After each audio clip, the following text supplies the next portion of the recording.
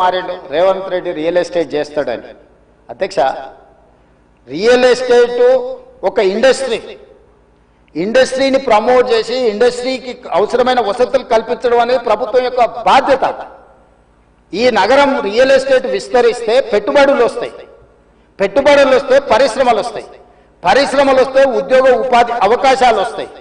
ఈరోజు ఎకానమీని మనం పెంచుకోవాలంటే, ఆర్థిక వ్యవస్థ బలోపేతం కావాలంటే, ఆ రోజు కూడా ఇట్లనే మాట్లాడిన డాక్టర్ వైఎస్ రాజశేఖర రెడ్డి గారు, అంతకంటే ముందు నేదురుమల్లి జనార్దన్ రెడ్డి గారు హైటెక్ సిటీకి మొట్టమొదటిసారి ఫౌండేషన్ స్టోన్ వేసినప్పుడు పి జనార్దన్ రెడ్డి గారు పట్టుబట్టి మొట్టమొదట ఫౌండేషన్ స్టోన్ పడ్డది. పి జనార్దన్ రెడ్డి గారు ఎమ్మెల్యేగా ఉన్నప్పుడు, నేదురుమల్లి జనార్దన్ రెడ్డి ముఖ్యమంత్రి ఉన్నప్పుడు పివి నరసింహారావు గారు వచ్చి మొదట హైటెక్ సిటీకి శిలాఫలకం వేసింది వాళ్ళు.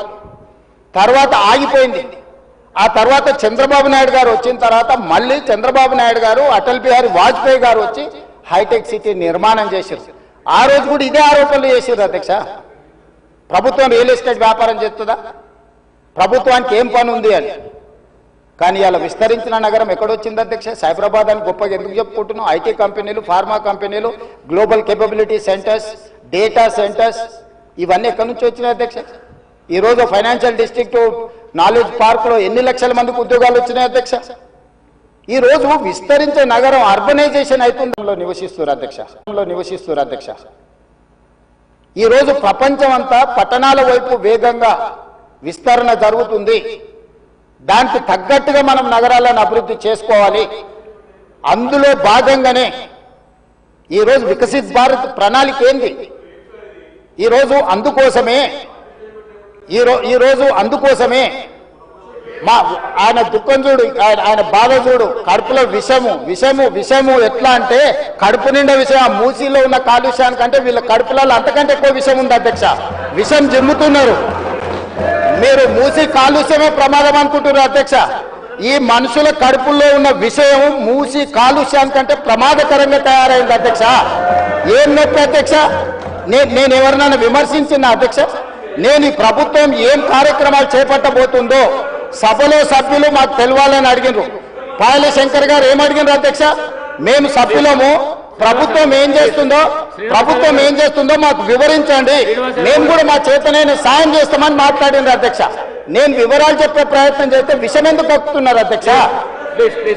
ఈరోజు క్వశ్చన్ అవర్లో సప్లిమెంటరీ క్వశ్చన్స్ 2 ఉంటాయి. 10 క్వశ్చన్స్ ఉండవు, 10 మందికి ఇయ్యరు. స్పీకర్ గారు అలౌ చేశారు. స్పీకర్ గారు నాకు అనుమతించారు వివరించమని. స్పీకర్ గారి అధ్యక్ష, వాళ్ళ ప్రాధాన్యత ఏందో మీకు అర్థమైంది కదా అధ్యక్ష? ఈ చర్చ జరగవద్దు, ఈ నిజాలు ప్రజలకు తెలియవద్దు. విషం కడుపు నిండా విషం. మీరు కళ్ళు చూడండి అధ్యక్ష, అసలు వాళ్ళ కళ్ళలో చూడండి. వాళ్ళ కళ్ళెక్కిన ఓలే శక్తి ఉంటే ఆ విషపు కళ్ళతో చూస్తే మొత్తం కాలి బూడిదైపోయేటట్టు చూస్తున్నారు అధ్యక్ష. కప్పిపుచ్చుకోవడానికి అద్దాలు పెట్టుకుంటున్నారు అధ్యక్ష. అద్దాలు పెట్టుకున్నా మీ విషపు చూపులు ప్రజలకు అర్థమవుతాయి. అందుకోసమని నా మాట ఒక్కటే అధ్యక్ష. ఈరోజు తెలంగాణకు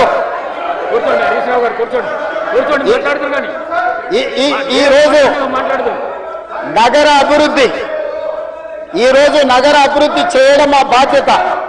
ఈరోజు ఇన్ని మాటలు మాట్లాడుతున్నారు కదా అధ్యక్ష. ఆనాడు కాంగ్రెస్ లో గెలిచిన ఎమ్మెల్యేని తీసుకొని మూసీ రివర్ డెవలప్మెంట్ కార్పొరేషన్ కు చైర్మన్ చేసింది ఎవరు అధ్యక్ష? ఎవరు? ఈ రోజు వివరాలు చెప్తుంటే ఆ నొప్పెందుకు అధ్యక్ష? మీరు అనుమతి ఇచ్చిన తర్వాత వాళ్ళెవరు అధ్యక్ష ప్రశ్నించనికే? వాళ్ళెవరు? సభ్యులు.